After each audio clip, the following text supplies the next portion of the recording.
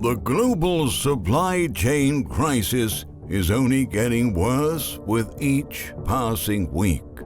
But things are about to get much more nightmarish than most people can imagine. In today's video, we're going to expose what is really driving this unprecedented shipping crisis that is impacting multiple economies across the globe and pushing inflation to record levels.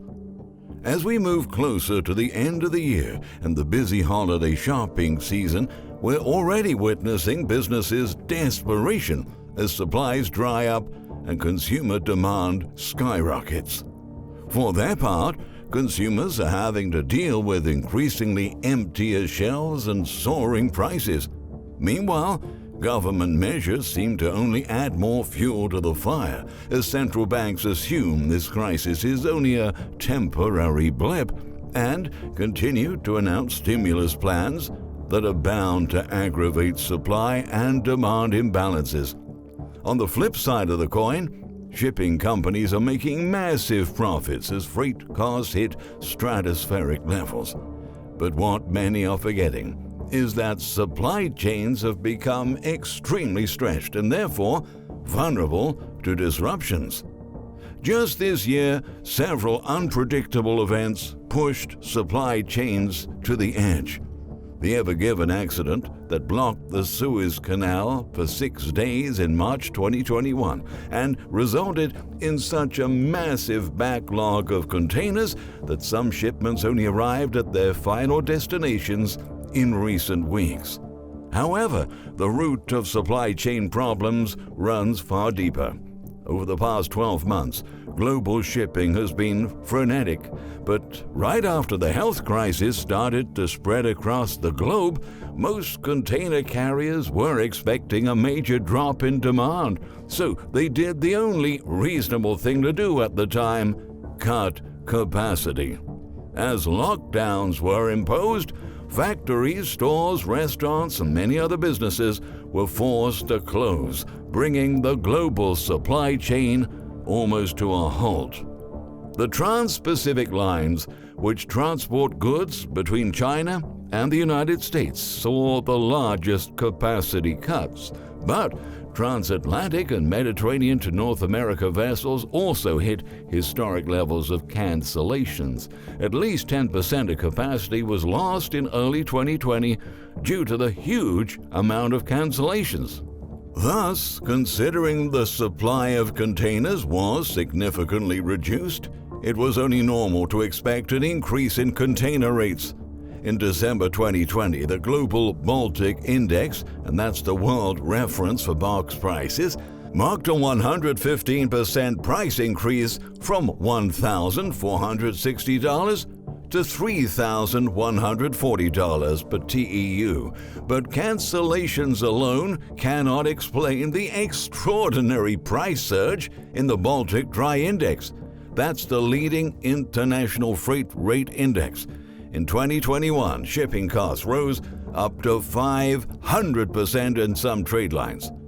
Industry experts argue that this huge price spike started to take place after the Ever Given accident, when the world finally realized how fragile globalized supply chains were and how dependent global markets are from carriers and shippers. That accident alone cost about $9.5 billion, and it caused unforeseen delays, extensive congestion, and of course more upward pressure on container rates. That was when shipping companies realized just how desperate businesses were to get their orders or to ship their products and started to give priority to those who could pay premium prices, leaving smaller shippers at the end of the list. To make things worse, new virus outbreaks forced the closure of key ports for global trade. Major Chinese ports such as Ningbo and Yantian were shut down for weeks, exacerbating delays and congestion and creating a global ripple effect. Vietnamese ports also went into lockdown. All of these closures ended up taking even more capacity off the global grid, compromising the recovery trend. Up until this day, ports around the world are still suffering the consequences of those earlier closures, with record queues of ships waiting to unload. On the United States West Coast, the ports of Los Angeles and Long Beach are facing a backlog of at least 500,000 containers stuck in 75 immense cargo ships waiting for a berth. All of these containers were supposed to be carrying other goods to the other side of the ocean by now, but instead, they're waiting up to a week just to get unloaded.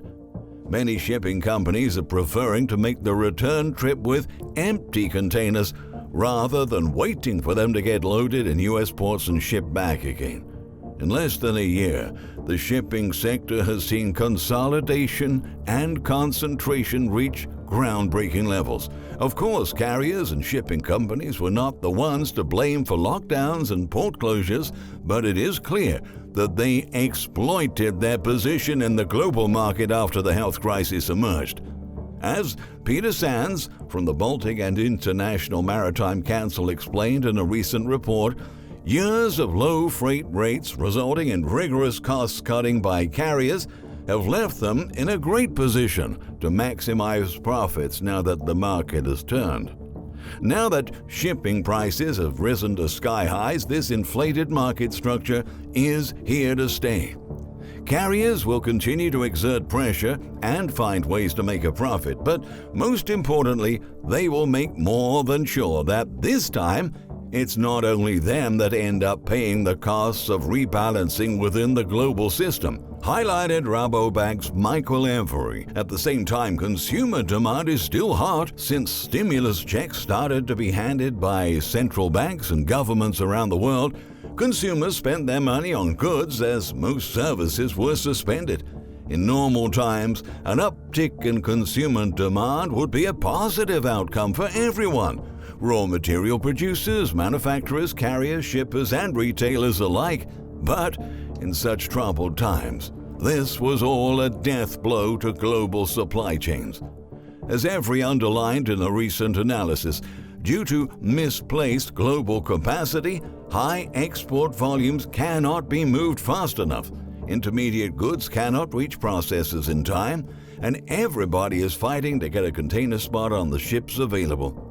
Ports cannot handle the throughput given the backlog of containers that are still waiting to be shipped inland or loaded on a delayed boat. It's not by chance that congestion hit record peaks at the same time in Los Angeles, Long Beach, and in the main ports in China, the two main poles of trans-Pacific trade, he added. At this moment, in Shanghai and Ningbo ports, there are 154 cargo ships with over 1 million containers waiting to unload. And now, China is facing a widespread energy crisis that's only inflaming this situation. Power cuts are taking the operations of several Chinese companies down, with many only opening 3 days a week. That's causing a major slowdown in production, shortages, further delays in loading, and making problems worse overall. Now, imagine what could happen to supply chains if a large-scale stimulus issued by the U.S. government was added on top of this huge drop in supply. Of course, at this point, we don't even need to go there. It's evident that global supply chains are already reaching a breaking point. And that's where things get tricky. For global markets, these imbalances between supply and demand will obviously be translated into inflation growth. Higher inflation in economies that just started to stand up again after falling deep into recession can spark some level of chaos. But widespread chaos seems like a more probable outcome given that the shipping crisis is fueling geopolitical tensions between the United States and China in this extremely competitive environment. The Chinese government says the U.S. hegemony is over. The China-U.S. trade tensions are definitely already having a major impact on global shipping. As the economic giants decouple supply chains, the larger geostrategic implications mean that the risk of disruptions will be far more significant. While the US is building an alliance with Japan, India, and Australia to maintain naval superiority in the Indo-Pacific lanes, China is building its own navy at breakneck speed, as well as a maritime belt and road. This is worsening geopolitical frictions and rising fears of further escalation of maritime clashes in the region. According to the Center for Strategic and International Studies, the time is long overdue for the U.S. to reinvigorate its maritime industries and challenge the Chinese in the same game by using the very same techniques the Chinese have used to gain dominance in the global maritime industry. The private sector maritime industry cannot do this alone. The U.S. maritime industry simply cannot compete against the power of the Chinese state. The U.S. and allied governments must bring to bear substantial and sustained political action, policies, and financial support. To do anything less is to cede control of the world's maritime industry and global supply chains to China, and perhaps to force the U.S. and its allies to enter their own century of shame, the organization wrote in a 2020 report.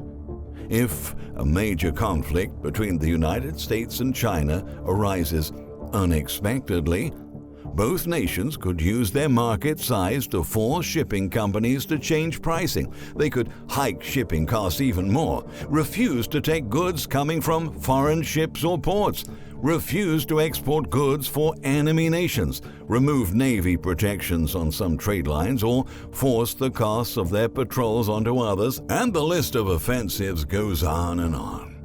It goes without saying that any of these measures would wreak havoc on global shipping and the global economy.